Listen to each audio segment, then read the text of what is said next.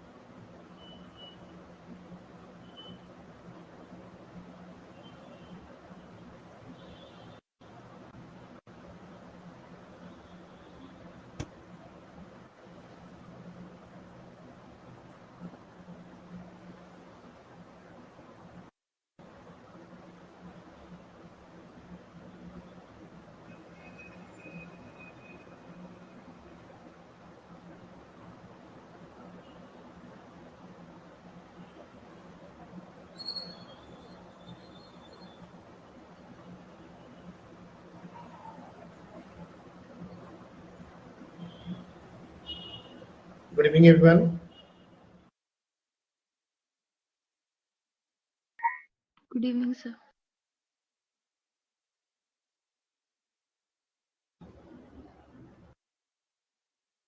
Last class में हमने एक क्वेश्चन पर क्लास को एंड किया था and that question is a bit difficult one. अगर कोई रेगुलर पॉलीगन है और उसके सेंटर से वर्टिकली ऊपर हमने कोई चार्ज अगर रख दिया तो उस पर फोर्स कितना लगेगा। अगर चार्ज का नेचर अपोजिट हो और डिस्टेंस अगर छोटा हो तो मोशन कैसा होगा। तो लास्ट क्लास में हमने सारे कैलकुलेशंस बताए थे। एक बार फिर से उस पार्ट को एक्सप्लेन कर रहा हूं। हमारा जो चार्ज है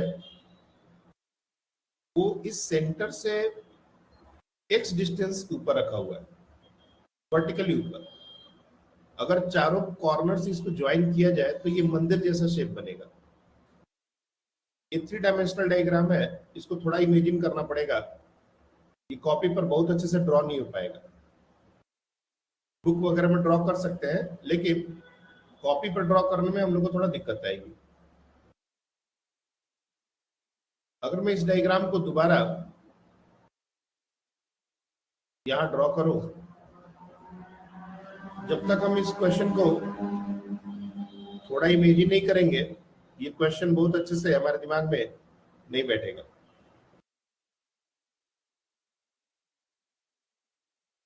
इस तरह का ये एक हमारा स्क्वायर लैमिना है और चार्ज हमारा यहां से एक्स डिस्टेंस ऊपर यहां पर कहीं पड़ा हुआ है। इस पॉइंट को नाम दे देते हो, इस पॉइंट को नाम दे देते हैं पी। तो सबसे पहले तो हम लोग को इस पी पॉइंट का डिस्टेंस कितना है किसी भी एक कॉर्नर से। फॉर एग्जांपल यहां से व्यू थोड़ा अच्छा दिख रहा है इसलिए इसी को हम रियलाइज करने की कोशिश करेंगे। ऐसे हर कॉर्नर से बनेगा। Every corner going to form a right angle triangle something like this.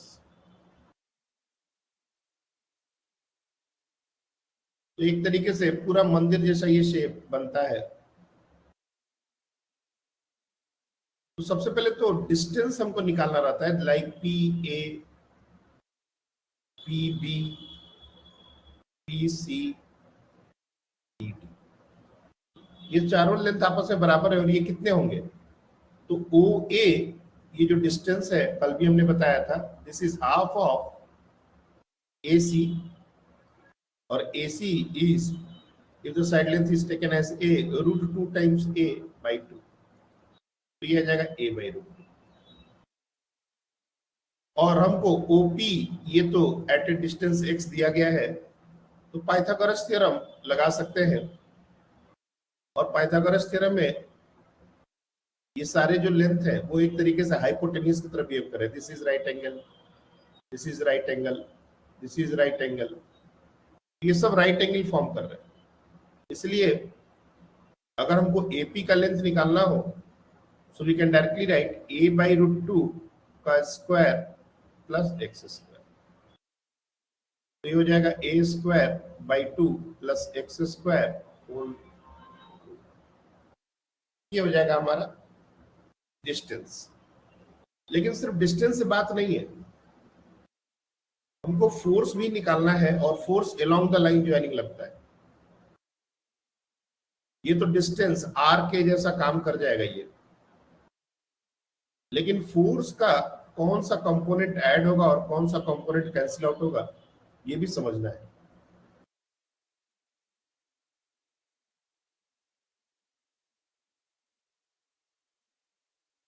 तो इसमें हम क्या करेंगे कि कोई भी एक ट्रायंगल जैसे AOP यहां पर ड्रॉ कर देंगे इस तरीके से। ये हमारा AOP ट्रायंगल है।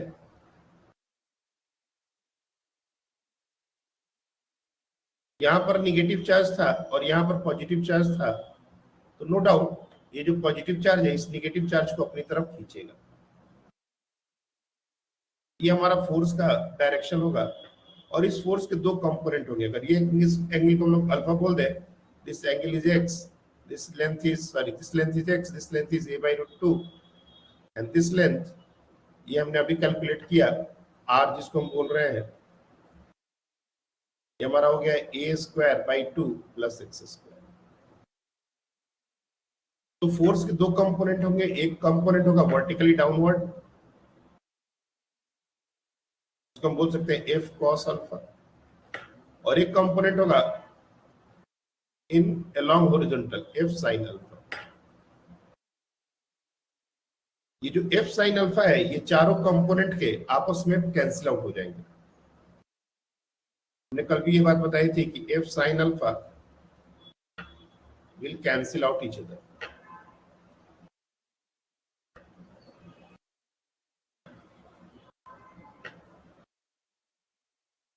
और जो cos अल्फा है सबका नीचे की तरफ होगा, सब ऐड होगा। और cos अल्फा कितना है, तो ये ट्रायंगल में cos अल्फा हम निकाल सकते हैं। cos अल्फा हो जाएगा x divide by √a²/2 plus x²। This will act as a base, this will act as a hypotenuse.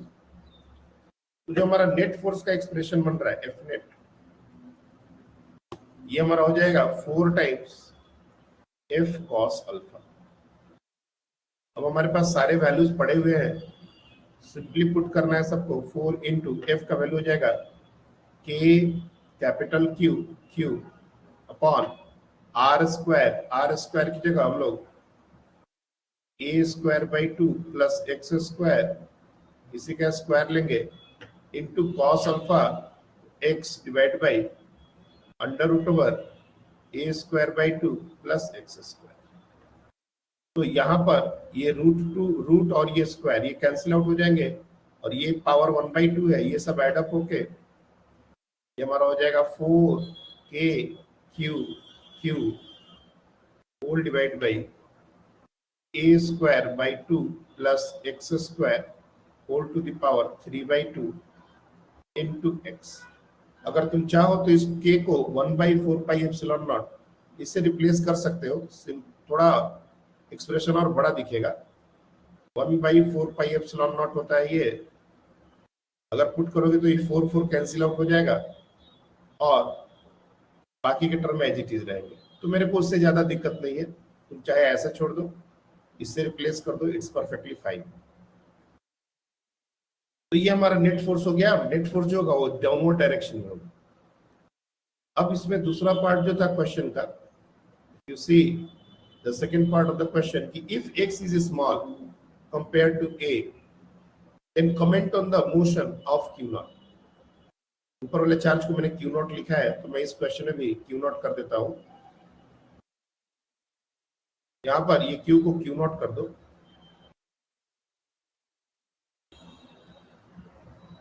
तो दूसरा पार्ट जो है, पहले तो हमको समझना पड़ेगा कि ये चार्ज को ये सब नीचे की तरफ खींचेंगे। यहाँ जो नेगेटिव चार्ज इसको नीचे की तरफ खींचेंगे, और जब सेंटर पर आएगा तो फोर्स 0 हो जाएगा। हमने बताया था कोई भी रेगुलर पॉलीगन में उसके सेंटर पर कोई भी चार्ज रख देंगे तो नेट फोर्स 0 होता है। तो फोर्स सिर्फ यहां से यहां तक लगेगा, सेंटर जो है वो इक्विलिब्रियम पोजीशन है, फिर उससे नीचे जाएगा वेलोसिटी के कारण, और फिर वो नीचे जब जाएगा तो इसको ऊपर की तरफ खींचेंगे, क्योंकि पॉजिटिव चार्ज तो अट्रैक्टिव लगेगा तो खींचेगा ऊपर। ऑसिलेटरी काइंड ऑफ मोशन जैसा यहाँ पर हमको समझ में आना चाहिए। उसके ऊपर से छोड़ेंगे तो नीचे जाएगा, फिर नीचे जाके और नीचे जाएगा, फिर ऊपर आएगा, फिर रुकेगा नहीं, फिर ऊपर आएगा, और ऐसे ऐसे ऐसे ऐसे करने लगेगा। तो ये एक ऑसिलेटरी मोशन की पॉसिबिलिटी है, लेकिन हमको ये चेक करना है कि अगर x छोटा हो तो क्या होगा। तो कंडीशन जो हमारा दिया हुआ है कि if x is very very less compare to a, इस तरह की सिचुएशन में जो हमारा नेट फोर्स होगा F नेट, उसमें क्या करेंगे देखो। So 4 Q not upon a square by 2, और अदर a स्क्वायर बाई 2 को ही बाहर निकाल लो, a स्क्वायर बाई 2 इसको बाहर निकाल लेते हैं, पावर 3/2 करके ये बाहर निकलेगा, और बाकी बचेगा 1 plus x square upon a square by 2 whole to the power 3/2 into x। बहुत सारे बच्चों को ये चीज कॉमन करने में भी दिक्कत आती है। ये सब बेसिक मैथमेटिक्स की चीजें हैं, मैं इस पर अभी ज्यादा डिटेल में नहीं जाऊंगा कि हमने बाहर कैसे निकाला, ये आप एक बार चेक कर लीजिएगा।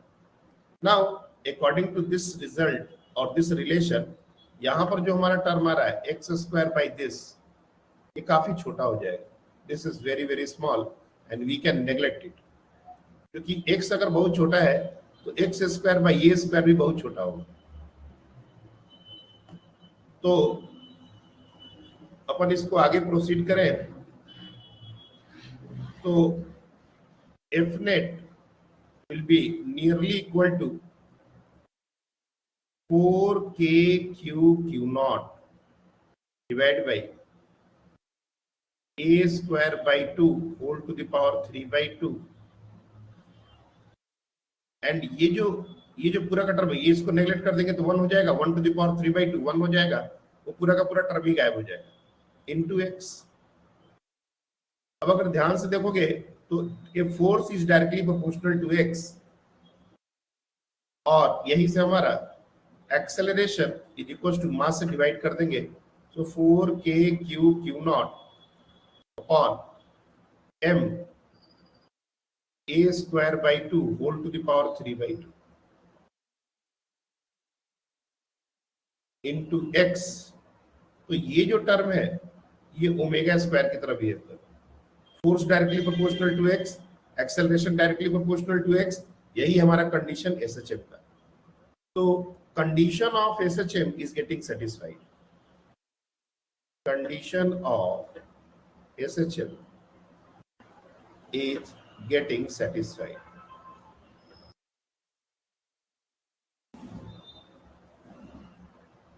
यानी कि SHM करेगा, और SHM जब करेगा तो टाइम पीरियड कैसे निकलता है हम लोग को पता है।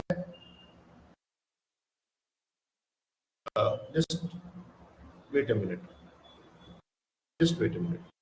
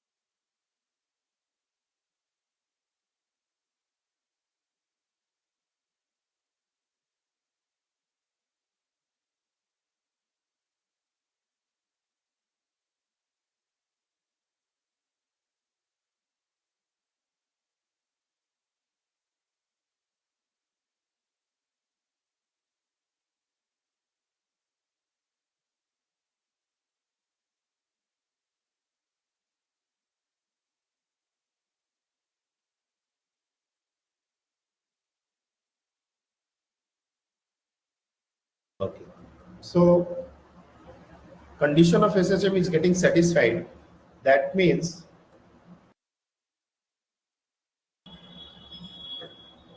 अगर A equal to some constant into x अगर होता है तो ये जो टर्म है इसको हम ओमेगा स्क्वायर से इक्वेट करते हैं, और ओमेगा ये हमारा क्या होता है under root over whatever in the bracket, और टाइम पीरियड क्या होता है 2 pi by omega. We are going to do exactly the same thing here. ये जो पूरा टर्म है, if you see the entire term, this entire term is omega square.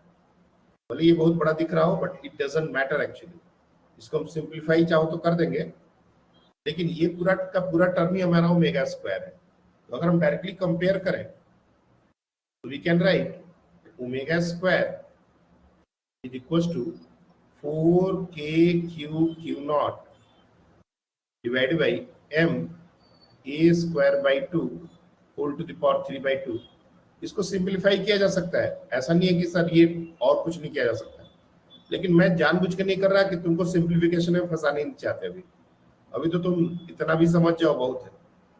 Omega हो जाएगा 4k q not divide by m times a square by 2 whole to the power 3 by 2. तो अब time period क्या हो जाएगा, time period हो जाएगा 2 pi by omega.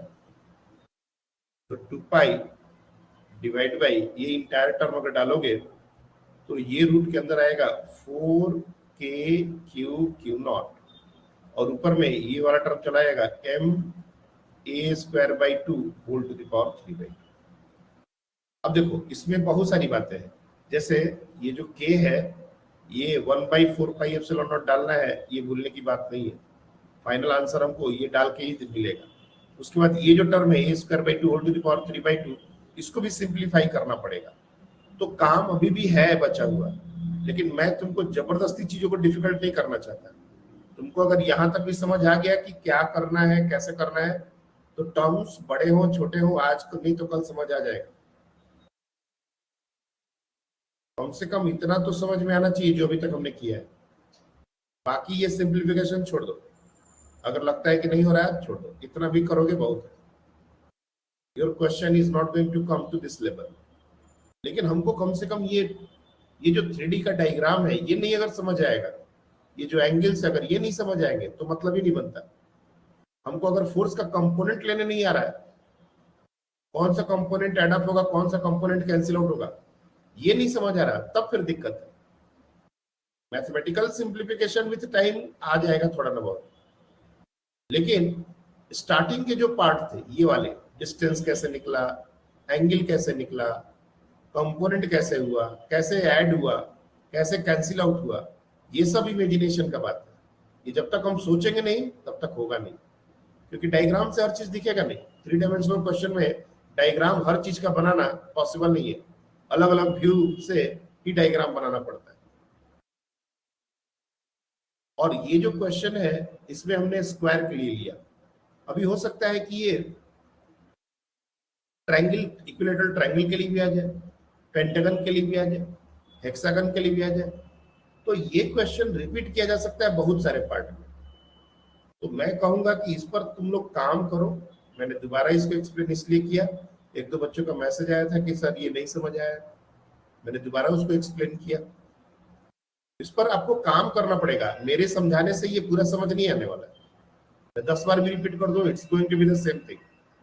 You have to give some time to this question, try to understand each and every step, then you will able to understand कि क्या हो रहा है.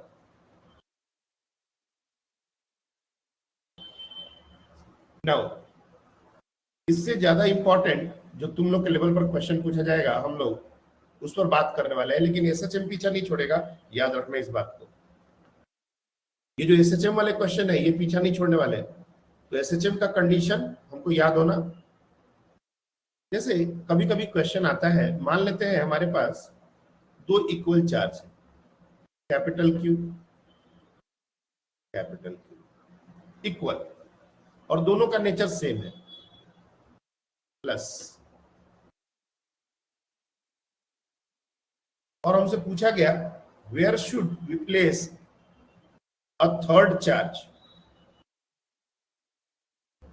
वेयर शुड we place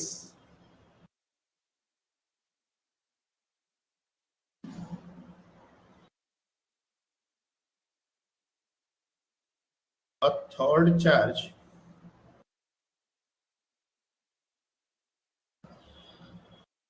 पॉजिटिव और negative, it doesn't matter, positive रखना हो positive रख दो, नेगेटिव रखना हो negative, so that net force on it will be 0।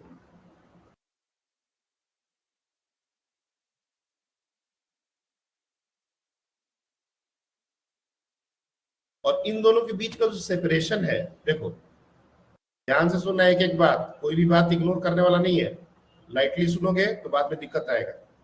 इसके बीच के सेपरेशन को मैं 2D ले सकता हूं, D ले सकता हूं। 2D लेके करोगे कैलकुलेशन थोड़ा आसान हो जाएगा, D लेके करोगे कैलकुलेशन थोड़ा डिफिकल्ट जाएगा। क्वेश्चन के आंसर में कोई फर्क नहीं आएगा, final outcome will be similar, but 2D लेने से क्या होगा, तुम्हारा मिडिल पॉइंट से डिस्टेंस DD होगा तो थोड़ा काम आसान हो जाएगा। अगर D लेके करोगे तो सेंटर से डिस्टेंस D/2 हो जाएगा। So it's totally up to us what distance we are going to take. अब मैंने तुमको 2D लेके समझा दिया और एग्जाम में आ गया D, और तुम सारा कैलकुलेशन 2D पर कर दो क्योंकि सर ने हमको 2D पर सिखाया, तो गड़बड़ है। और मान लो हमने तुमको D लेके सिखा दिया और एग्जाम में आ गया 2D और तुम D लेके ही सारा कैलकुलेशन कर दिया, तब भी गड़बड़ है। क्वेश्चन जो आएगा हमको वही सॉल्व करना है, लेकिन अभी हम जो डेटा दिए हैं हम उसी पर सॉल्व करेंगे। एग्जाम में जो डेटा है हम उस पर सॉल्व करेंगे। जैसे ही क्वेश्चन हमको दिखता है कि ये तो किया हुआ है, डेटा चाहे कुछ भी हो, हम वही फॉर्मूला वही चीज रिपीट कर देंगे, ये बेवकूफी है। तो थोड़ा सा चीजों को सिंपल रखने के लिए मैं डिस्टेंस को 2D ले लेता हूं, इससे थोड़ा काम आसान हो जाएगा। Now tell me at what position we place a third charge either plus or minus so that उस फोर्स पर कोई उस चार्ज पर कोई फोर्स ना लगे। बताइए, this is very simple one.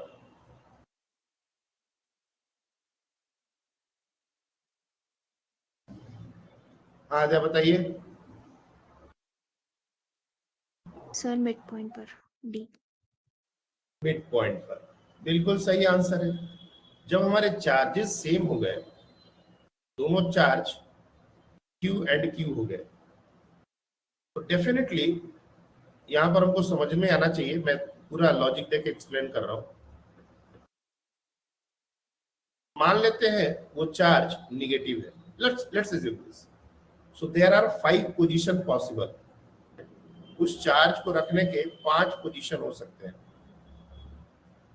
मैं पांचों पोजीशंस को एक बार एक्सप्लेन करता हूं। एक पोजीशन हो सकता है इसी लाइन पर लेफ्ट साइड, एक पोजीशन हो सकता है इसी पॉइंट इसी लाइन पर राइट साइड, तीसरा हो सकता है इसके ऊपर कहीं, चौथा हो सकता है इसके नीचे कहीं, और पांचवा हो सकता है इन बिटवीन। ये 5 पोजीशंस है जहां पर हम चार्ज को रख सकते हैं। अब हमको देखना है कि कौन सा हो सकता है कौन सा नहीं हो सकता। स्टार्टिंग विथ 1, ये दोनों चार्ज को मैंने पॉजिटिव ले लिया है, और जो दूसरा चार्ज हम ले रहे हैं, तुम चाहे उसको प्लस ले लो माइनस ले लो, मैं माइनस लेके कर रहा हूं। अगर यहाँ पर एक माइनस चार्ज रहा तो ये जो Q है ये भी इसको अपनी तरफ खींचेगा, और ये जो Q है ये भी इसको अपनी तरफ खींचेगा।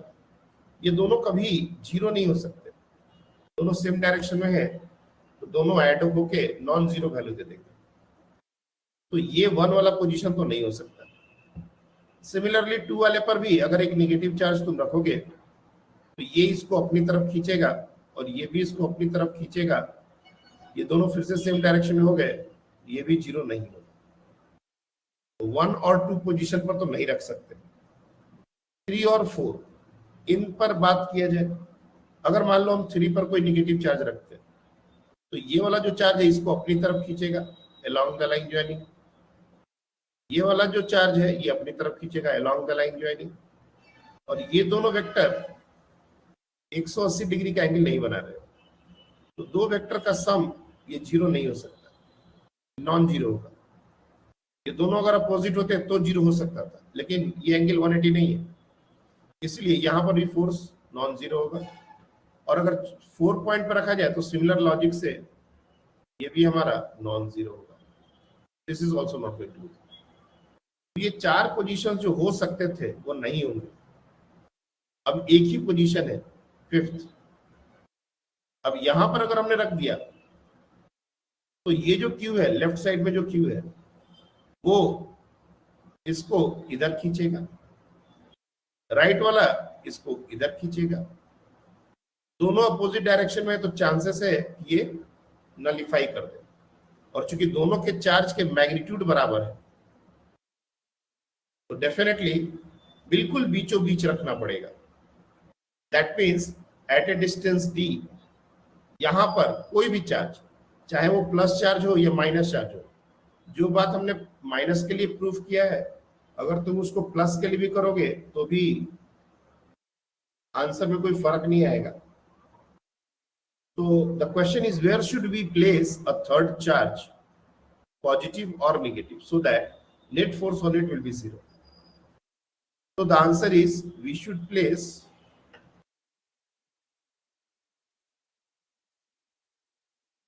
the charge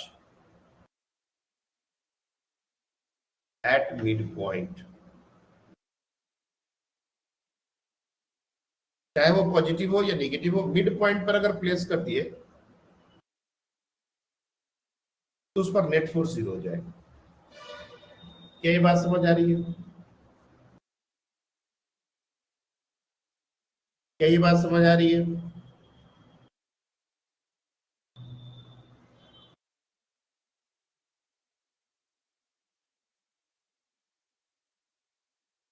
okay. अब मान लो, अब इसी का एक पहला पार्ट है, ध्यान से सुनना। ये दोनों चार्ज क्यू ही है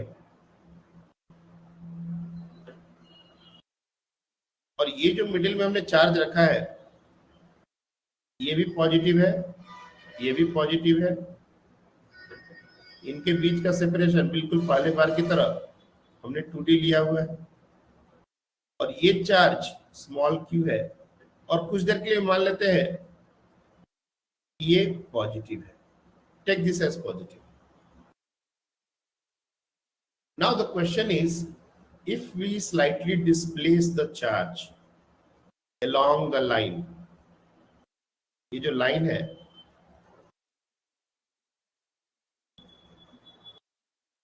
इस लाइन के लॉन्ग या फिर इधर डिस्प्लेस कर दे या फिर इधर डिस्प्लेस कर दे, किधर भी डिस्प्लेस कर दे by a distance x। Question है, if we displace the charge by distance x along the line joining,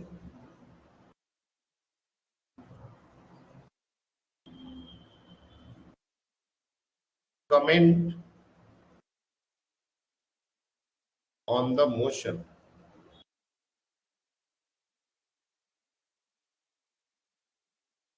If x is very less than d,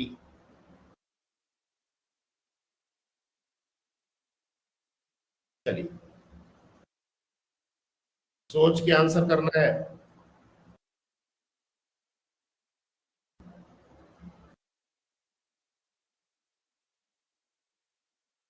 Okay, Malhar, I will take the answer. Just let other think also.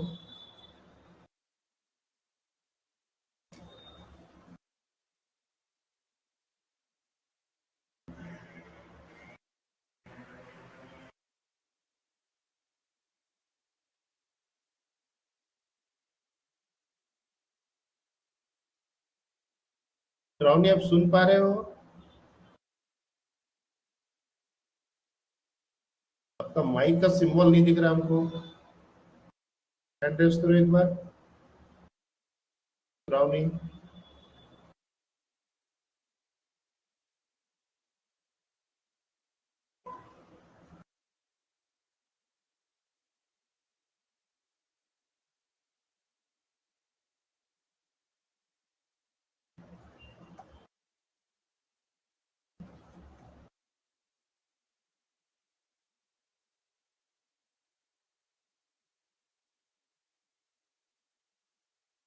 Okay, पहले मैं मल्हार से answer लूंगा। मल्हार आप बताइए क्या होगा, what kind of motion? Sir simple harmonic motion होगा। Okay, आद्या क्या आपका भी यही आंसर है? सर एक्चुअली मुझे उसकी आवाज नहीं आई। क्या बोला था उसने?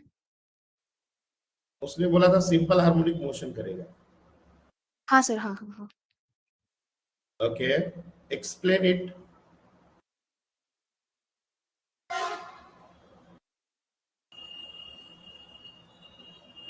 सर मुझे करना है। हाँ हाँ, एक्सप्लेन करो। सर यहाँ पे अनस्टेबल इक्विलिब्रियम की कंडीशन आ रही है। सॉरी, स्टेबल इक्विलिब्रियम की, स्टेबल इक्विलिब्रियम की कंडीशन। ओके नहीं okay sir, stable okay stable. Okay okay, there are some few terms, stable equilibrium, ये लड़के बोल दिए तो ये फंस गई, उसको अभी ये सब भी एक्सप्लेन करना पड़ेगा। अनस्टेबल इक्विलिब्रियम क्या फर्क होता है इसमें बताओ, ये तीन टर्म में क्या फर्क है पहले ये बताओ। सर स्टेबल इक्विलिब्रियम में अगर हमने कुछ फोर्स लगाया तो वो वापस से अपने इनिशियल पोजीशन पे आने की टेंडेंसी रखता है। ओके, और सर अनस्टेबल में जैसे अगर हमने उसको डिस्प्लेस कर दिया तो जिस डायरेक्शन में डिस्प्लेस किया है वो उधर ही चला जाएगा। ओके, और सर बट न्यूट्रल में वो मूव नहीं करेगा। न्यूट्रल में, सर न्यूट्रल में वो मूव नहीं करेगा। आधा अधूरा ज्ञान लेके कैसे करोगे आद्या तुम? ये चीजें क्लास 11th में बहुत अच्छे से एक्सप्लेन की गई थी। सबसे पहले तो ये इक्विलिब्रियम पोजीशंस है, स्टेबल हो या अनस्टेबल हो या न्यूट्रल हो, ये सब इक्विलिब्रियम पोजीशंस है। यानी इक्विलिब्रियम का मतलब ही होता है नेट फोर्स जीरो।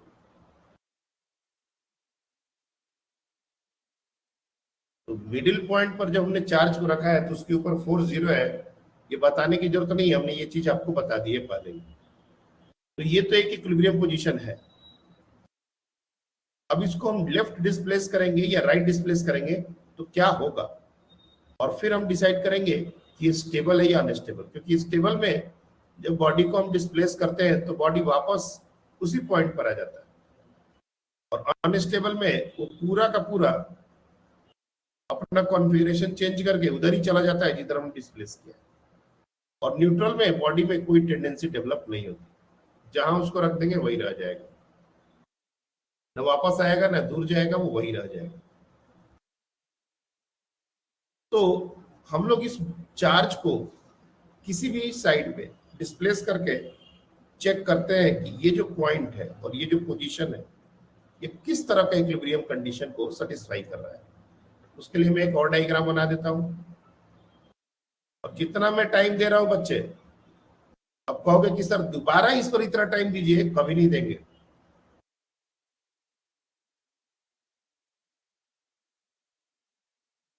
एक चीज को अगर हम 10 दिन पढ़ाएंगे तो ना ही सिलेबस कभी खत्म होगा और ना ही वो चीज कभी खत्म होगा। थोड़ा सा घर पर हमको हार्डवर्क करना पड़ेगा। मैं बहुत पेशेंस से एक एक चीज को एक्सप्लेन करके बता रहा हूं, ध्यान से सुनोगे एक ही बार में समझ आ जाएगा।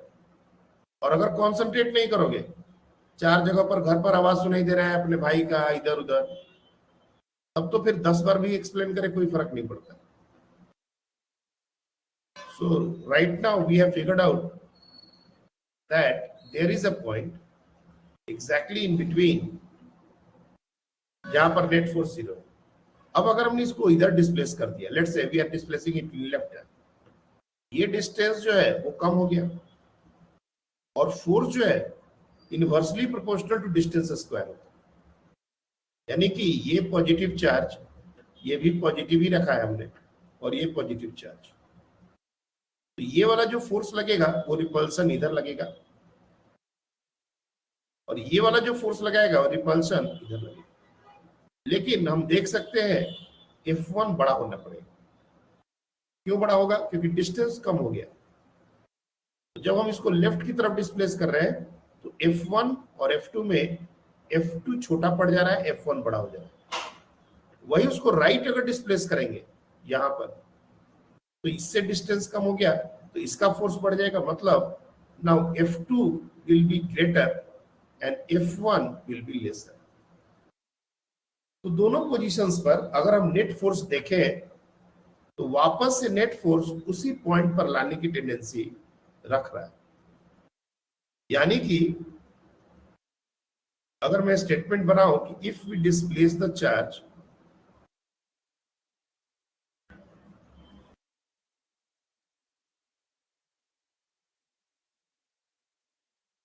it will have a tendency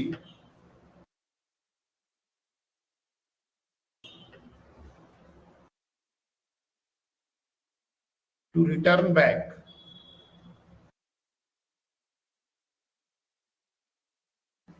to its original position। और इस तरह की टेंडेंसी जब भी दिखेगी उसको बोला जाता है स्टेबल इक्विलिब्रियम। और कभी भी ऑसिलेशन का जो बात है वो स्टेबल इक्विलिब्रियम के इर्द गिर्द ही होता है। तो सबसे पहले तो हमने ये बाय लॉजिक, कोई कैलकुलेशन नहीं हुआ, सिर्फ लॉजिक से इस बात को प्रूव कर दिया कि अगर हम उसको लेफ्ट की तरफ डिस्प्लेस करें तो या राइट की तरफ डिस्प्लेस करें तो उस चार्ज के पास टेंडेंसी होगी वापस से उसी पोजीशन पर जाने की। इसलिए ऑसिलेशन का तो पॉसिबिलिटी है। लेकिन जैसा मल्हार ने कहा कि ये एसएचएम करेगा, तो एसएचएम के लिए हम लोग को मैथमेटिकली इसको सॉल्व करके नेट फोर्स जो है बॉडी पर वो एक्स के प्रोपोर्शनल है ऐसा प्रूव करना पड़ेगा। अभी हमको सिर्फ इतना समझ में आया कि body will oscillate. Stable equilibrium मतलब बॉडी विल ऑसिलेट।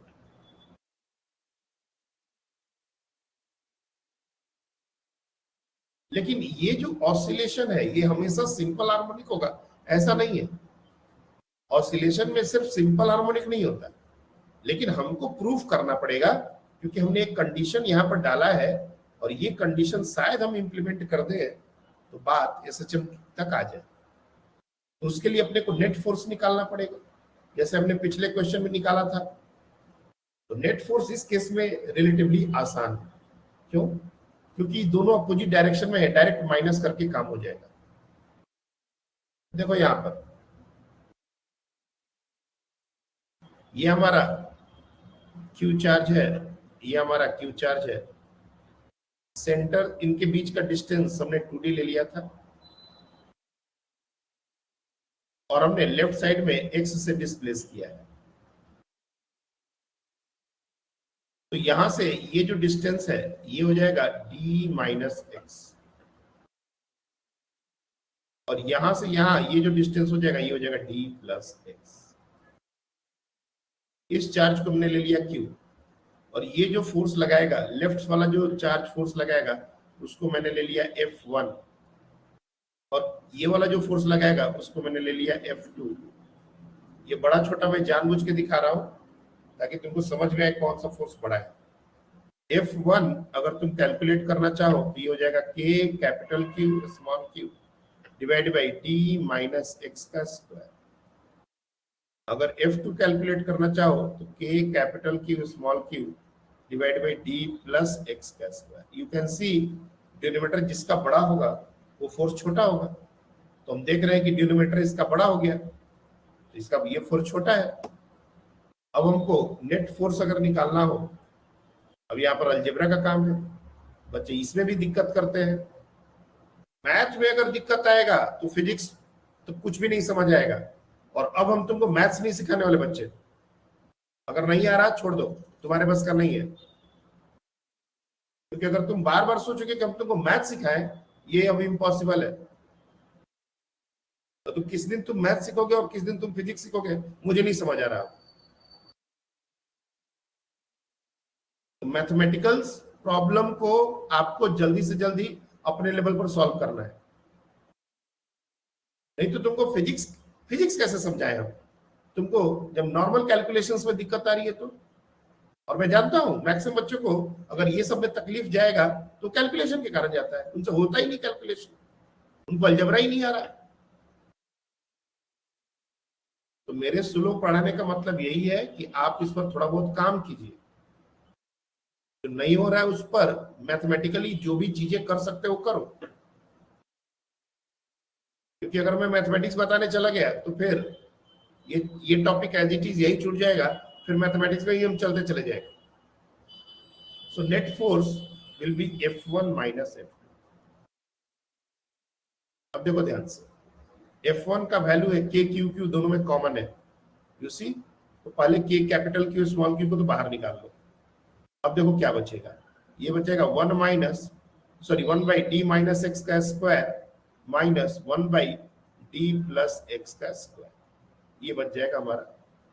अब इसी को सिंप्लीफाई करना है, चलिए करते हैं। K capital Q small q, LCM लेंगे तो ये हो जाएगा d minus x square D plus x square, यहाँ पर हो जाएगा डी प्लस एक्स स्क्वायर, ये हो जाएगा d minus x square. K capital Q small q, इसको a plus b whole square पर अगर तोड़ोगे तो d square plus x square plus 2dx minus इसको a माइनस बी को होल स्क्वायर पर तोड़ोगे तो d square plus x square minus 2dx, और नीचे इफ यू सी ये यहाँ पर a माइनस बी है और यहाँ पर a प्लस बी है, तो basically D square minus x square का होल स्क्वायर, ये हो जाएगा। कैसे आया ये, इसमें से एक टर्म लो, इसमें से एक टर्म लो, मल्टीप्लाई करो, फिर इसका दूसरा टर्म लो, इसका दूसरा टर्म लो, तो d square minus x square का होल स्क्वायर आ जाएगा। अब देखोगे डी स्क्वायर और एक्स स्क्वायर, यहाँ पर minus D square minus x square, और ये माइनस प्लस हो जाएंगे। तो मैं एक ही स्टेप पे इसको सिंप्लीफाई करूंगा, ये हो जाएगा K capital Q small q divide by d square minus x square का whole square into this d square x square will get cancelled, ये हो जाएगा 4dx। ये हमारा आया नेट फोर्स का एक्सप्रेशन। और देख के बिल्कुल भी नहीं ऐसा लग रहा कि ये एसएचएम करेगा, क्योंकि x ऊपर भी है और x नीचे भी है। तो इस एक्सप्रेशन पर तो हमको एसएचएम का कंडीशन नहीं मिल रहा, लेकिन देखो क्वेश्चन में हमने क्या दिया है, हमने क्वेश्चन में लिया है x is lesser and lesser then b, मतलब x जो है वो स्लाइट डिस्प्लेसमेंट, इसके लिए एक वर्ड यूज किया जाता है स्लाइट, स्लाइटली डिस्प्लेस्ड, ये भी लिखा गया है तब भी मतलब यही है।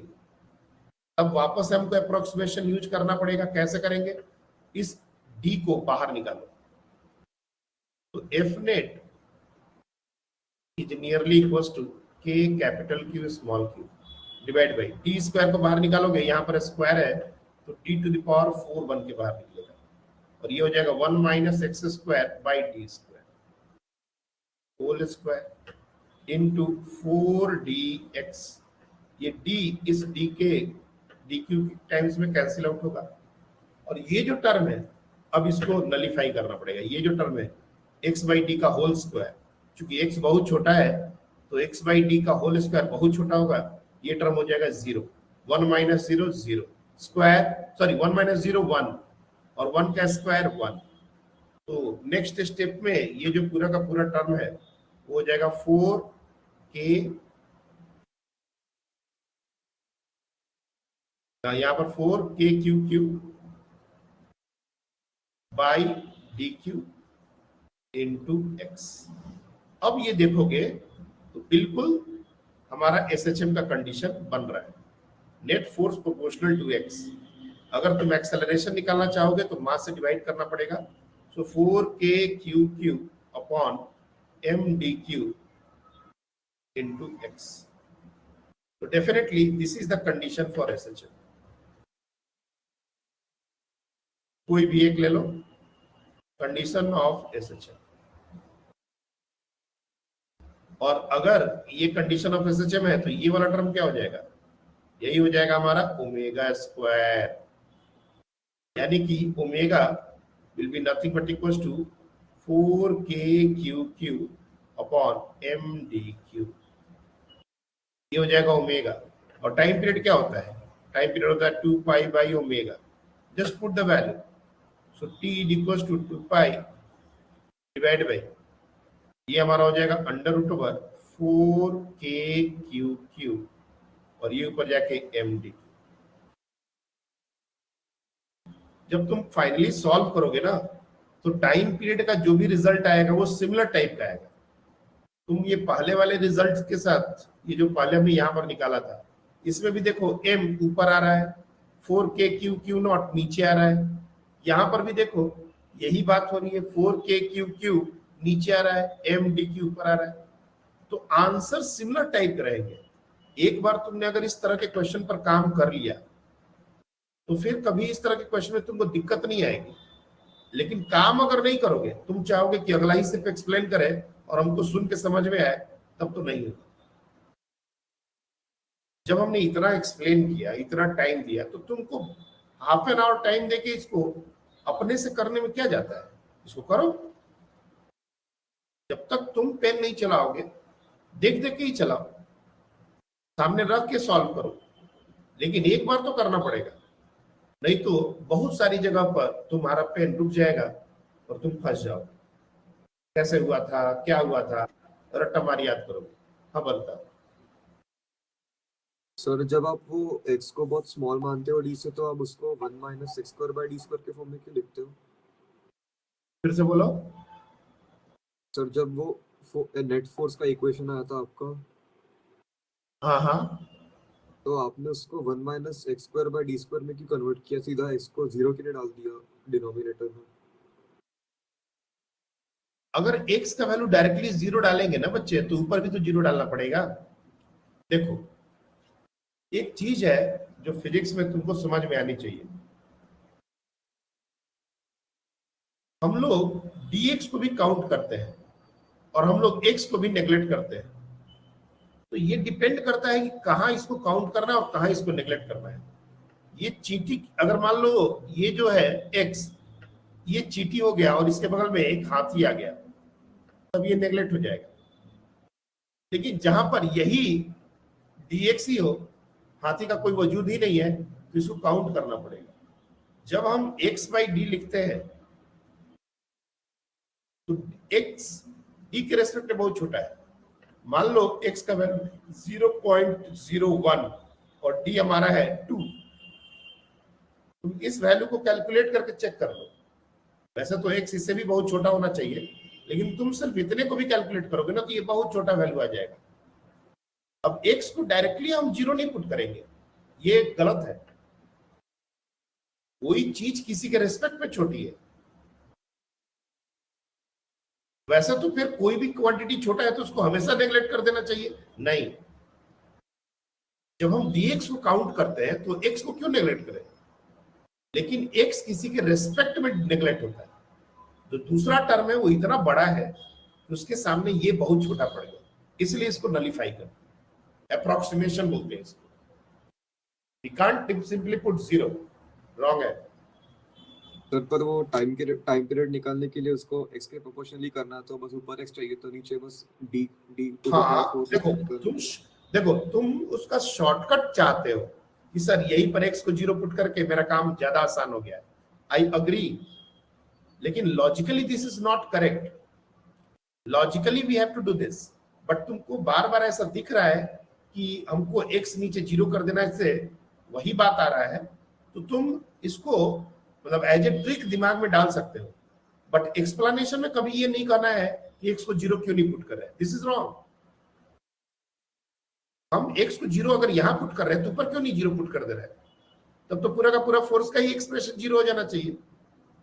Why x is equals to 0 in denominator only? Why not x is equals to 0 in numerator?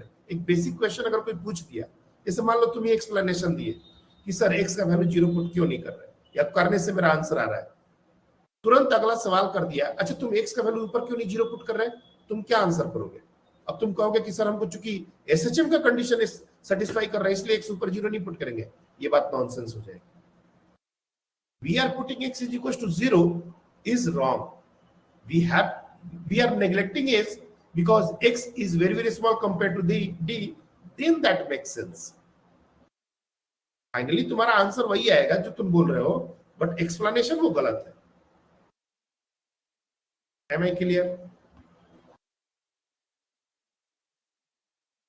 हाँ सर. इवनिंग में देखो, वैसे तो मैंने पोलिंग कराई है और पोलिंग का रिजल्ट भी ऐसा मजेदार आ रहा है कि लगभग बराबर बराबर ही चल रहा है और रात को ज्यादातर लोगों ने दिया है. तो according to the poll we should continue the classes in night only. But देखो, 2-3 बंदों का कंसर्न है कि उनके नेटवर्क पे बड़ा इश्यू रहा है और नेटवर्क के कारण वो लोग क्लासेस ज्वाइन नहीं कर पा रहे. अब मेरे को समझ नहीं आ रहा कि हम क्या करें, क्योंकि नेटवर्क जो है वो हमारे हाथ में नहीं है. और ये बात बिल्कुल सही है, एक दिन नेटवर्क इश्यू होगा तो ठीक है, लेकिन अगर डेली नेटवर्क इश्यू होगा तब तो बहुत दिक्कत है, फिर क्लासेस का कोई मतलब नहीं बनता. और मॉर्निंग क्लासेस में एक एडवांटेज नेटवर्क का रहता है, उस समय नेटवर्क अच्छा काम करता है क्योंकि उसमें कोई भी मोबाइल यूज नहीं करता. अभी इस टाइम पर आईपीएल चल रहा है या जो भी है, नेटवर्क का बहुत गंदा यूज होता है. तो 9-10 बजे लगभग सब लोग अपना मोबाइल चला रहे होते हैं, इसलिए नेटवर्क का इश्यू बनता है. तो मैंने इसलिए भी पोल रखा था कि शायद ज्यादातर बच्चों का ओपिनियन मॉर्निंग में आ जाएगा तो मेरे को शिफ्ट करने में दिक्कत नहीं होगा. लेकिन अभी ज्यादातर बच्चों का जो वोट है वो इवनिंग क्लासेस के लिए ही आ रहा है और 1-2 बच्चों का कंसर्न है. अब सच में बता रहा हूं, मैं समझ नहीं पा रहा अब हम करें तो क्या करें, क्योंकि अगर उनकी क्लासेस बार बार डिस्टर्ब होंगी तो उनका क्लासेस करने का कोई मतलब नहीं है. I mean we are going to talk about it. एक बार इस पर मीटिंग लेंगे हम, क्योंकि ये 1-2 दिन का बात अगर होता तो मैं इग्नोर मार देता कि चलो ठीक है. लेकिन जो बच्चे बार बार नेटवर्क इश्यू फेस कर रहे हैं, या तो फिर उनको ब्रॉडबैंड लगवाना पड़ेगा, that is an extra burden, और नहीं तो फिर जो नेटवर्क सही काम कर रहा है उसी में सिम लेना पड़ेगा. अब हम क्या बोले. मैंने भी इनिशियल के 2-3 दिन यहाँ पर अपने मोबाइल नेटवर्क से ही क्लास लिया, बट फिर मैंने ब्रॉडबैंड यहाँ पर ले लिया. तो आई डोंट थिंक यहाँ पर अब कोई इशू है. और फॉर्चुनेटली अनफॉर्चुनेटली यहाँ पर जियो नहीं काम करता उतना अच्छा, एयरटेल काम करता है, तो एयरटेल से ही हमने ब्रॉडबैंड ले लिया. तो उसी तरह से तुम्हारे जगह पर जहां तुम घर पर हो, जिस मोबाइल का आई मीन एयरटेल एंड जियो, ये 2 हमारे अभी प्रीफर्ड नेटवर्क है. अगर मान लो जियो नहीं काम करता तो एक बार एयरटेल का सिम यूज करके, नंबर पोर्ट करके एक बार ट्राई कर सकते हो, क्योंकि एक दिन का बात है नहीं बच्चे. और मैं कितना बार रिकॉर्डिंग देखोगे तुम, यहाँ क्लास में भी तुम्हारा टाइम जा रहा है, रिकॉर्डिंग देखने में भी टाइम जा रहा है. इस तरह से क्लासेस होगा नहीं, पूरा क्लास का जो थीम है वो खराब हो जाएगा. तो मेरा रिक्वेस्ट है, अपने लेवल पर जो कर सकते हो तुम लोग कोशिश करो. बाकी अगर नहीं होगा कुछ तो मेरे हाथ में एक ही चीज है कि हम इवनिंग की क्लास मॉर्निंग में कर दें. अब फिर अगर मॉर्निंग में करेंगे तो कुछ बच्चों को दूसरे तरह से तकलीफ होगा. जो इवनिंग में क्लासेस चाहते हैं उनका भी कुछ कंसर्न होगा कि मॉर्निंग में वो क्यों नहीं करना चाहते. तो इस तरह से बार बार चेंज करना भी सही नहीं है. तो अगर बात सिर्फ नेटवर्क इश्यू का है तो मेरे को लगता है एक बार ऑपरेटर चेंज करके चेक कर लो. कहीं ब्रॉडबैंड का अगर कनेक्शन मिल जाता है तो और अच्छी बात है. अपने को कनेक्शन के साथ प्रॉब्लम नहीं होना बच्चे, नहीं तो ये क्लास बहुत ज्यादा डिस्टरबेंस होगा और हम लोग सीरियस स्टडी कर रहे हैं. 11th वाली बात नहीं है. हर दिन हम लोग एक अच्छा खासा कंटेंट करने वाले हैं. अभी तो फिर भी मैं थोड़ा स्लो, जैसे जैसे टाइम बीतेगा तो we are going to do huge content. तुम लोग अपने इंस्टीट्यूट में देख लो कितना पूरा हुआ है. अभी तो मैंने कुलम्स लॉ भी कंप्लीट नहीं किया. हम लोग का ये 5वां क्लास है, ऑलमोस्ट 5वां क्लास है. 10 क्लास में तो वो पूरा इलेक्ट्रिक चार्जिंग फील्ड खत्म कर देंगे. तो पॉइंट ये है कि अगर हम लोग ऐसे एक एक क्लास को नेटवर्क को के कारण खत्म होने देंगे तब तो फिर मतलब ही नहीं बनता। तो थोड़ा सा आप लोग इस पर काम कीजिए, मेरे से जो बन पड़ता है हम कर सकते हैं, लेकिन अगेन सबका कंसर्न है भाई। Okay, coming back to the topic. So time period is this one. अब ये जो क्वेश्चन है ना, ये एक टाइप ऑफ क्वेश्चन है, इसमें वैरायटी बहुत सारी है। पहले तो हमने क्या कहा था, बीच में हम कोई भी चार्ज रख दे तो उस पर फोर्स नहीं लगेगा। मैंने जानबूझ के पॉजिटिव चार्ज रखा। अगर मैं इसको निगेटिव चार्ज रखता तो क्या सेम कहानी होती या अलग कहानी होती? ये थोड़ा समझने की कोशिश करते हैं। पॉजिटिव चार्ज रखा, डिस्प्लेस किया, ऑसिलेटरी काइंड ऑफ मोशन हुआ, एक्स को स्मॉल लेके उसका नेट फोर्स को directly proportional to x prove कर दिया, एसएचएम का कंडीशन सेटिस्फाई कर दिया, टाइम पीरियड निकाल दिया। ये हमारा क्वेश्चन कंप्लीट। अब हम दूसरा क्वेश्चन, उसी क्वेश्चन में एक सेकंड पार्ट जो बन सकता था उसके बारे में सोचना चाह रहे हैं कि अगर मेरा चार्ज दोनों क्यू होता और बीच में हमने जो चार्ज रखा है ये प्लस और ये प्लस, ये जो बीच में हमने चार्ज रखा है ये माइनस होता, लेट्स अज्यूम दिस। और फिर से वही बात कि हम इसको अलोंग द लाइन डिस्प्लेस कर रहे हैं, चाहे इधर डिस्प्लेस करें चाहे इधर डिस्प्लेस करें, ये चार्ज निगेटिव है। अब तुमको मोशन पर कमेंट करने बोला है। Now comment on the motion. पहले फिजिकली सोचना है, मैथमेटिकली नहीं कर सोचना है। Now comment on the motion.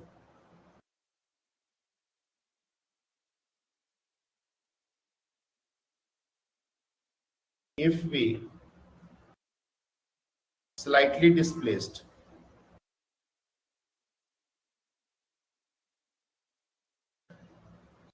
the negative charge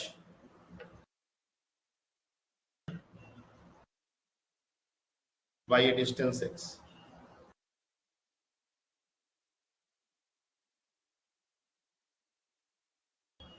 okay, I want some new answers. Some new people should answer this kind of question. जो अभी तक आपने जो अंडरस्टैंडिंग डेवलप की है उससे कुछ नए बच्चों को मौका मिले। आर्य आप बताइए क्या होगा?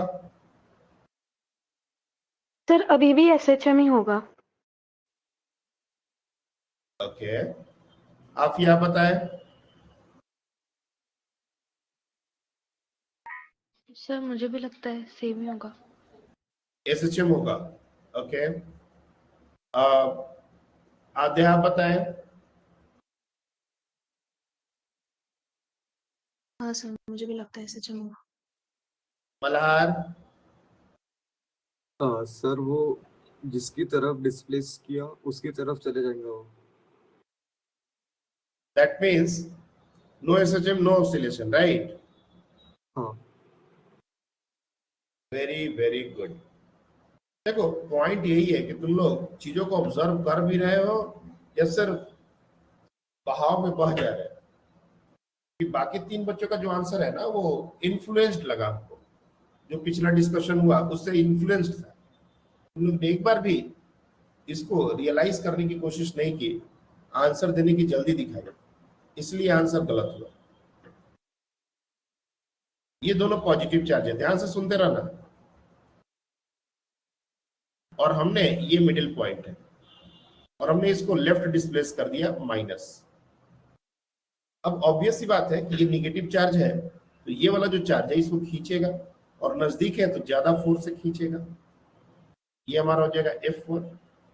ये जो है ये भी निगेटिव चार्ज को खींचने की कोशिश करेगा, लेकिन चूंकि दूर हो गया है इसका फोर्स भी छोटा हो जाएगा F2। अब हम ध्यान से समझे तो F1 F2 से बड़ा है तो ये तो इधर ही जाएगा ना यार, इधर ही चलता चला जाएगा। अगर मैं इसको राइट लेके जाऊं और अब ये चूंकि निगेटिवली चार्ज है तो F2 इसके ऊपर इधर लगने वाला है, ये बड़ा हो जाएगा, F1 छोटा हो जाएगा, तो नेट फोर्स इधर लगेगा तो ये इधर ही चला जाएगा। यानी कि इस बार का सिचुएशन पिछली बार से टोटली अलग हो गया। इस बार हम जिधर डिस्प्लेस कर रहे हैं चार्ज उधर ही चलता चला जा रहा है। पिछली बार ऐसा नहीं हुआ था। पिछली बार अगर तुम ध्यान से देखो तो जिधर हमने डिस्प्लेस किया नेट फोर्स उसके अपोजिट आ रहा था, इसलिए हमने स्टेबल इक्विलिब्रियम की बात कही थी। लेकिन यहां पर तो जिधर डिस्प्लेस करेंगे उधर ही चलता चला जाएगा। मतलब ये हमारा एक कंडीशन अनस्टेबल इक्विलिब्रियम का है, अनस्टेबल इक्विलिब्रियम। और कोई भी बॉडी अनस्टेबल इक्विलिब्रियम में ऑसिलेशन नहीं करता। That means no oscillation.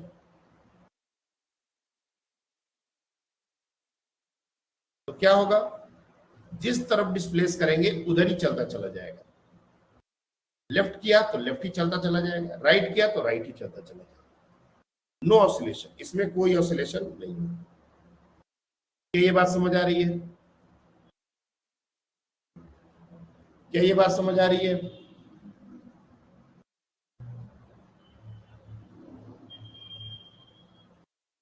तो हमने अभी तक दो चार्जेस लिए हैं और उसके बीच में एक तीसरे चार्ज को रखा, उसको डिस्प्लेस किया अलोंग द लाइन ज्वाइनिंग। अब हम लोग उसको perpendicular to the line joining displace कर रहे हैं। क्वेश्चन सेम है। अब मेरा क्वेश्चन जो चेंज हो रहा है, now we are trying to displace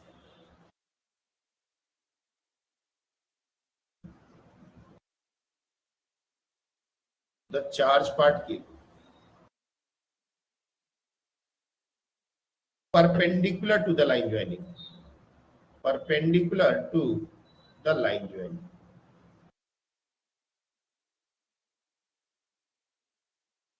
ये हमारा तीसरा क्वेश्चन है। उसी सीक्वेंस में ये तीसरा क्वेश्चन।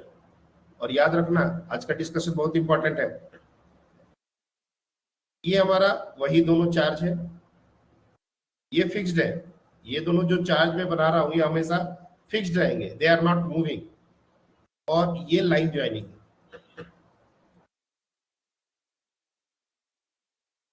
और ये वो मिडिल पॉइंट है जहां पर हमने एक पॉजिटिव चार्ज को रखा था। अब मैं इसको परपेंडिकुलर, मतलब ये यहां से यहां डिस्प्लेस करूं, यहां लेके आ जाओ, या तो ऊपर या तो नीचे, वो फर्क नहीं पड़ता, तुम जहां मर्जी वहां इसको डिस्प्लेस करो। बट ये याद रखना कि ये डिस्टेंस हमारा 2d है, तो ये डिस्टेंस d हो जाएगा। और हमने यहां से चार्ज पार्टिकल को या तो ऊपर या तो नीचे डिस्प्लेस किया। Now comment on the motion.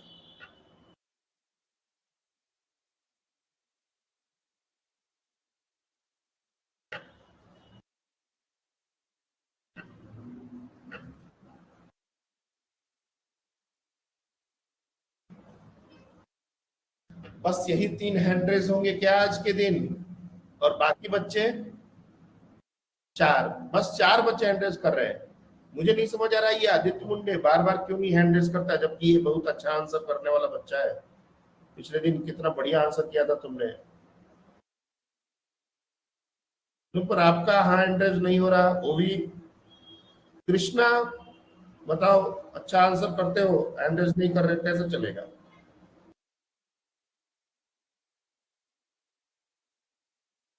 चलिए नक्षत्रा बताइए क्या होगा? What kind of motion we can think of? Sir SHM. Okay Krishna आप बताइए, एक बच्चे का answer SHM. Sir SHM. Okay Afiya आपका?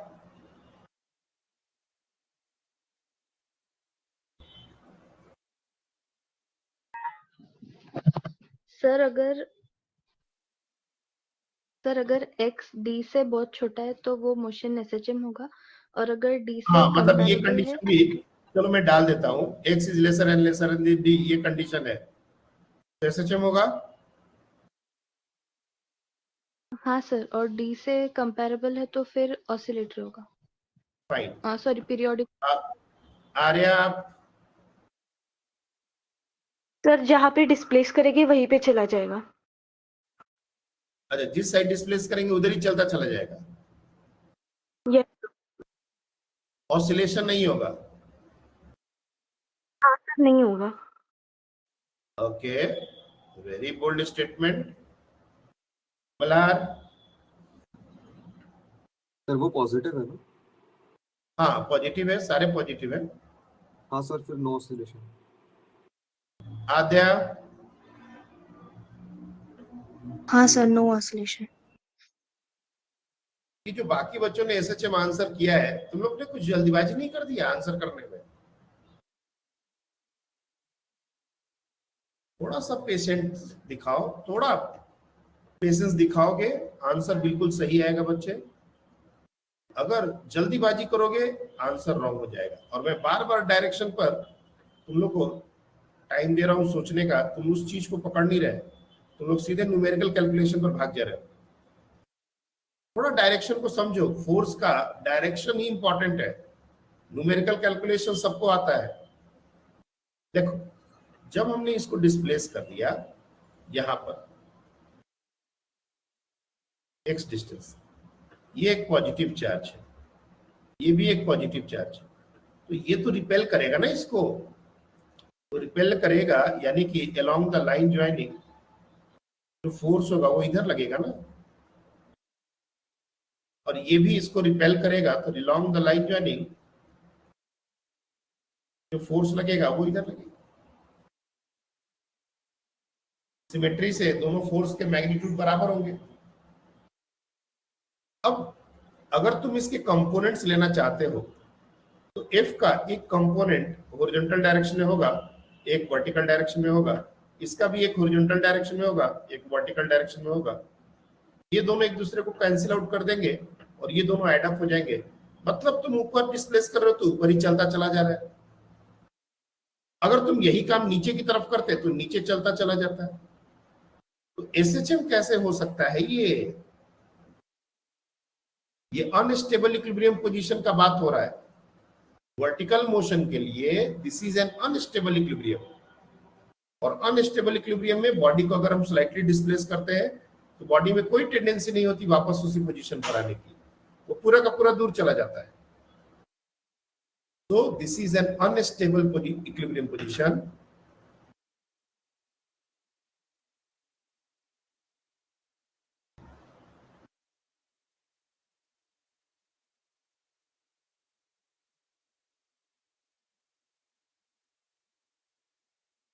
और वर्टिकल डिस्प्लेसमेंट और परपेंडिकुलर डिस्प्लेसमेंट रादर।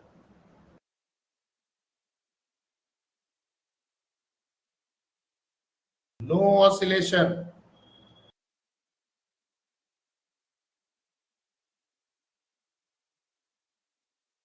अब इस कंटेक्स्ट का लास्ट क्वेश्चन पड़ा हुआ है। पहले ये जो हमने कराया, क्या ये बात समझ आ रही है? तुम ये नीचे भी डिस्प्लेस करके देख सकते हो, कोई बड़ा बात नहीं है। तुम इसको नीचे लेके जाओगे, यहां पर एक पॉजिटिव चार्ज रखोगे तो ये क्या करेगा, ये इसको रिपेल करेगा, तो अलोंग द लाइन ज्वाइनिंग इधर फोर्स लगाओ, ये इसको इधर फोर्स लगाओ, और ये दोनों फोर्स इक्वल होंगे, इनका हॉरिजॉन्टल कंपोनेंट कैंसिल आउट होगा और इनका वर्टिकल कंपोनेंट ऐड अप होके इसको इधर ही मूव करा देगा, ये इसको ऊपर मूव करा दे रहा है। तो टेंडेंसी ही नहीं डेवलप हो रही है वापस इस पॉइंट पर आने की, तो ऑसिलेशन की पॉसिबिलिटी बन कहां रही है? बिल्कुल नहीं बन रही। इसलिए इस केस में ऑसिलेशन नहीं होगा। Am I clear to everyone? Am I clear to everyone?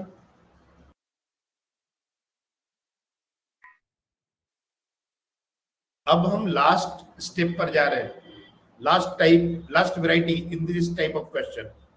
अब तुम लोग को एक्चुअली समझ आ गया होगा कि वो क्वेश्चन क्या है। ये क्यू और बीच वाला चार्ज अब निगेटिव है, और इसको हमने डिस्प्लेस किया x से, चाहे ऊपर या नीचे, ये अप टू यू है। इनके बीच का सेपरेशन 2d, जैसे पहले हम लेते आ रहे हैं तो वैसा ही, और x lesser and lesser than d ये ले सकते हैं। ये दोनों पॉजिटिव चार्ज है, याद ये तो बहुत पहले से चलता चला आ रहा है। Now comment on the motion.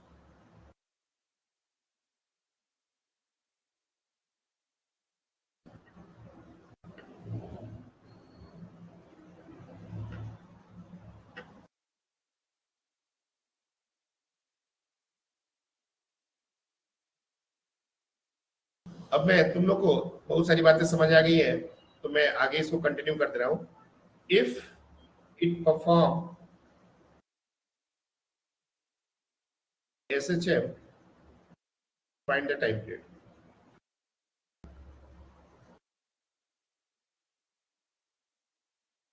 ये condition x is lesser and lesser than d ये लगाना पड़ेगा, लगा देना और टाइम पीरियड निकालो। चलो सब लोग, इसका ऑब्जर्वेशन हमको पता है, ये SHM ही करेगा। अब इसका टाइम पीरियड निकालना, 5 मिनट का टाइम देते हैं। चलिए, तो बच्चे निकाल दिए हैं, अच्छी बात है, वेरी गुड। मैं आंसर लूंगा फिलहाल, एक बार पहले थोड़ा बाकी बच्चों को भी कर लेने दो।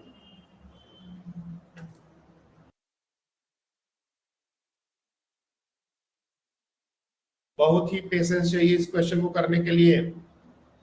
पेशेंस नहीं दिखाओगे, कंसंट्रेट नहीं करोगे, आज का लेक्चर बहुत ही मुश्किल भारी पड़ जाएगा।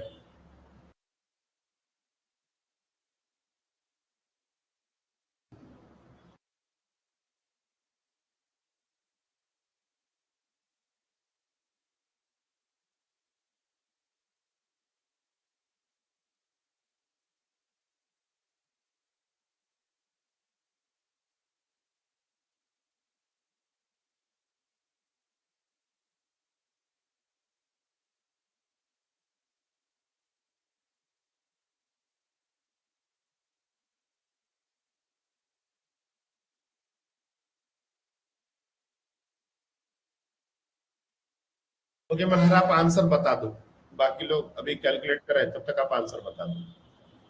2 pi 2 pi into root of MDQ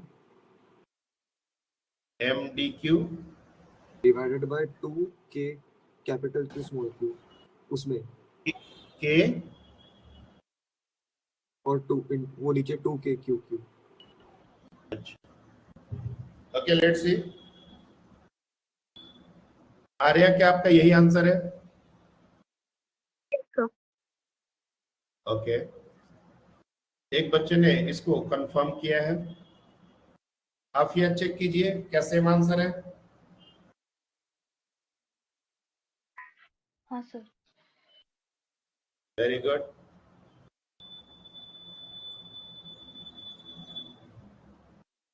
आध्या, आपका भी सेम आंसर है? हाँ सर। गुड। बाकी बच्चे जल्दीबाजी मत कीजिए, जल्दीबाजी करने से चीजें समझ नहीं आएंगी। कुछ बच्चे अगर जल्दी कर रहे हैं, करने दीजिए उनको, आप अपना टाइम लीजिए। ये अच्छा क्वेश्चन है, इसमें टाइम चाहिए ही चाहिए। Take your time but complete the question, that is important.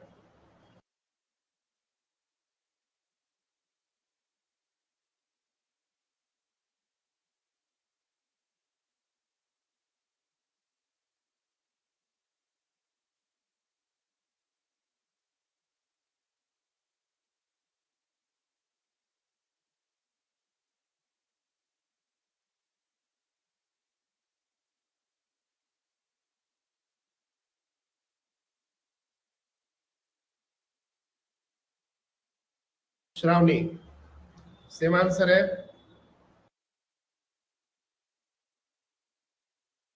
आवाज नहीं आ रही है आपके बच्चे। You type your answer in message. आपका कुछ नेटवर्क का इश्यू है ऐसा लग रहा है मुझे।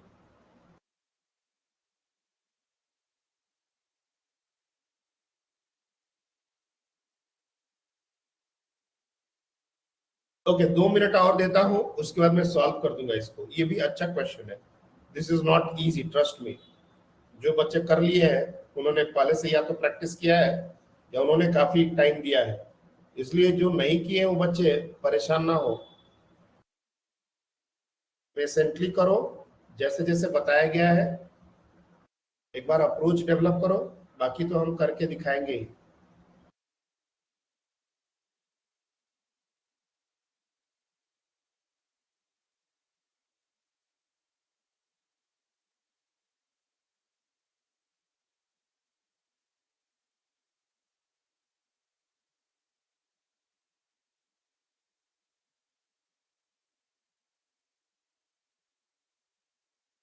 देखिए किया जाए इस क्वेश्चन को। डायरेक्शन बहुत इंपॉर्टेंट है बच्चे फोर्स का। आप लोग डायरेक्शन पर अगर ध्यान नहीं दोगे तो इस तरह के क्वेश्चन में बार बार मिस्टेक होगा। ये हमारा क्यू है, ये हमारा क्यू है, ये हमारा लाइन है, ये हमारा मिडिल पॉइंट है और इससे एक्स डिस्टेंस पर यहां पर एक नेगेटिव चार्ज, तो नेगेटिव चार्ज को पॉजिटिव चार्ज अट्रैक्ट करेगा लाइक दिस।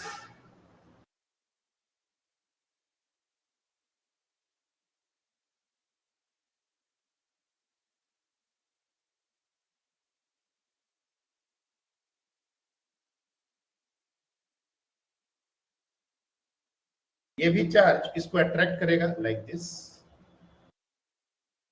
इस तरह से हमारे फोर्सेस लगेंगे। अब अगर तुम इसको ज्वाइन कर दो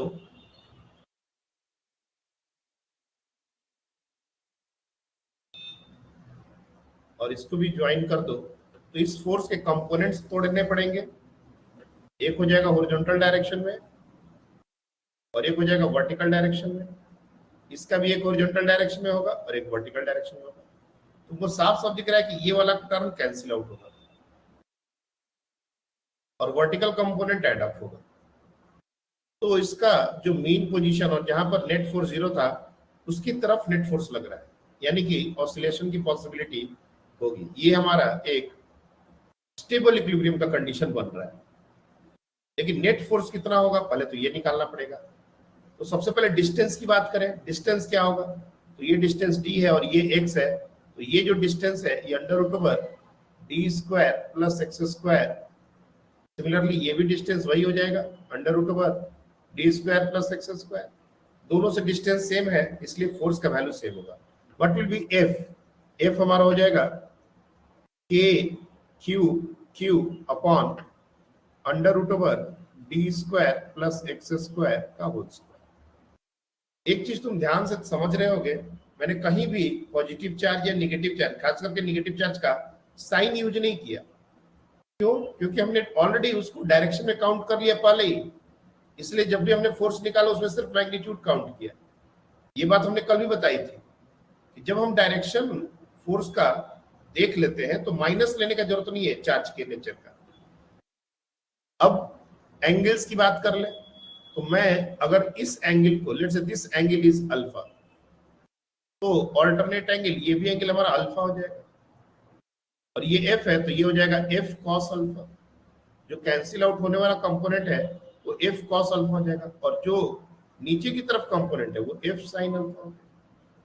यानी कि नेट फोर्स जो लगने वाला है वो हो जाएगा 2f साइन अल्फा। दोनों का f साइन अल्फा हो जाएगा। और साइन अल्फा क्या होगा? तो यहाँ पर मैं फिर से एक ट्रायंगल बना देता हूँ कि ये सब चीजें बच्चे मिस करते हैं बहुत ज्यादा, और यही सब चीजें इस तरह के क्वेश्चन में आपकी रिक्वायरमेंट।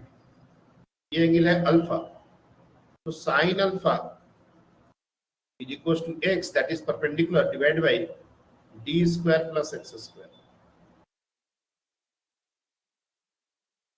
तो देखोगे बिल्कुल उसी तरह का एक्सप्रेशन जैसे हमने आज बहुत सारे क्वेश्चन में निकाला था वैसा ही आ रहा है। यू सी 2f की जगह ये पूरा का पूरा टर्म मिलेगा k capital Q small q divide by d square plus x square. Root हट जाएगा, स्क्वायर और रूट ये हट गया, इनटू साइन अल्फा की जगह x divide by again d square plus x square under. तो अगर तुम इसको सिंपलीफाई करोगे तो ये आ जाएगा 2k k q q divide by d square plus x square whole to the power 3/2 into x. फिर से वही बाइनोमियल अप्रोक्सीमेशन, x छोटा है तो d को बाहर निकालेंगे और d बाहर निकलेगा तो dq बन के बाहर निकलेगा। तो यहां पर f net is nearly equals to 2kq d square बाहर निकल के dq बन जाएगा 1 plus x square by d square whole to the power 3/2 into x. जैसा मैंने कहा था ये टर्म फिर से बहुत छोटा है, इसको हटाना पड़ेगा, ये 0 के आसपास आएगा। 1 plus 0 is 0 to the power 3/2 1। तो यहां पर finally F net is nearly equals to 2kq upon dq into x. ये हो गया फोर्स का एक्सप्रेशन। एक्सेलरेशन क्या हो जाएगा, मास से डिवाइड कर दो, 2kq upon mdq into x, ये हो जाएगा एक्सेलरेशन। अब ये पूरा का पूरा टर्म क्या हो गया तुम्हारा, ओमेगा स्क्वायर हो गया। तो यहां से ओमेगा क्या हो जाएगा, ओमेगा हो जाएगा √2 2kq अपॉन mdq।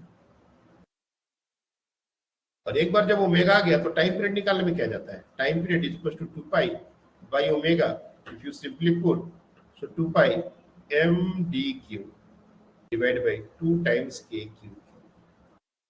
मैंने हर जगह k का वैल्यू नहीं सब्स्टिट्यूट किया है, लेकिन जब ये एग्जाम में क्वेश्चन आएगा तो k को 1/4 पाई एप्सिलॉन नॉट भी डालेगा और तब ये एक्सप्रेशन और बड़ा दिखेगा।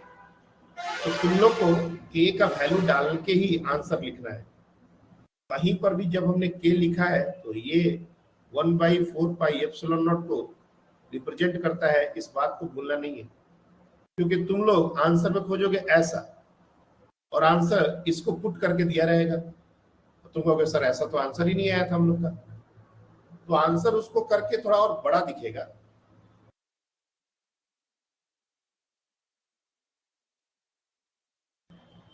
लेकिन फाइनल आंसर उसी के टर्म्स में देते हैं ताकि बच्चा थोड़ा सा सहम जाए, उसको देख के लगे कि बाप रे बाप छोड़ देना इस क्वेश्चन। तो अगर तुम ध्यान से देखो ना तो मैंने एक ही टाइप के क्वेश्चन को आज बहुत टाइम देके समझाया है, 2 चार्ज और उसके बीच में 1 चार्ज। इस पर अभी और भी डिस्कशन बाकी है। ये जो हमने किया है आज, ये 50% अभी डिस्कशन कंप्लीट हुआ है। नेक्स्ट डे अभी और इस पर बात होगा, लेकिन उसको ढंग से समझने के लिए आज का लेक्चर अच्छे से समझना होगा। मेरा रिक्वेस्ट है कि सब लोग आज के लेक्चर को कंप्लीट करेंगे और ये 2-3 दिन में जितना भी चीज हुआ है उसको सैटरडे संडे में बिना किसी टाल मटोल के कंप्लीट करेंगे। जो डाउट्स होगा पर्सनली चैट में पूछ लेंगे। वीडियो को रिकॉर्डिंग अवेलेबल है, उसको देख लेंगे दोबारा अगर चाहिए होगा तो। तुमको कोई चीज अगर कंप्लीट नहीं हुआ है तो ये तुम्हारी रिस्पॉन्सिबिलिटी है उसको कैसे कंप्लीट करना है। अब तुम इस दूसरे को इंतजार करोगे कि वो तुम्हारा कंप्लीट करवाएगा, ये समय अब नहीं आएगा। अब बड़े हो गए हो तो अपनी जिम्मेदारी को समझो, टाइम वेस्ट मत करो, फोकस करके काम करो। अब हम लोग क्लास 12 में इंटर कर चुके हैं, एक एक दिन कम होता जा रहा है। अब तुम लोग अगर किसी भी अनर्गल चीज में टाइम वेस्ट कर रहे हो तो तुम अपने पैर पर कुल्हाड़ी मार रहे हो बच्चे। हम एक लिमिट से ज्यादा हेल्प नहीं कर पाएंगे। इसलिए आज इसके बाद हम क्लास यहीं पर रोकते हैं। तुम लोग एक बार देखो, इन सारी चीजों को ऑब्जर्व करो, इसके रिलेटेड जो क्वेश्चंस है मॉड्यूल में सॉल्व करो। मैं तुम लोग को आज मटेरियल और मॉड्यूल भी शेयर कर दे रहा हूँ, या मैंने शेयर कर दिया, आई डोंट रिमेम्बर। मैं फिर से एक बार देखता हूँ। मैं सबको मटेरियल मॉड्यूल शेयर कर दे रहा हूँ, उसमें भी बहुत सारे क्वेश्चन, उसको भी सॉल्व करो। नंबर ऑफ प्रॉब्लम्स अटेम्प्ट आप बढ़ाइए, अपने आप आपके क्वेश्चंस जो है वो सॉल्व होंगे, आपका जो डाउट है वो कम होगा।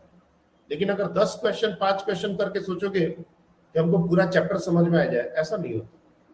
न्यूमेरिकल कैलकुलेशंस से बचिए मत, सॉल्व कीजिए। That's all for today. Thank you.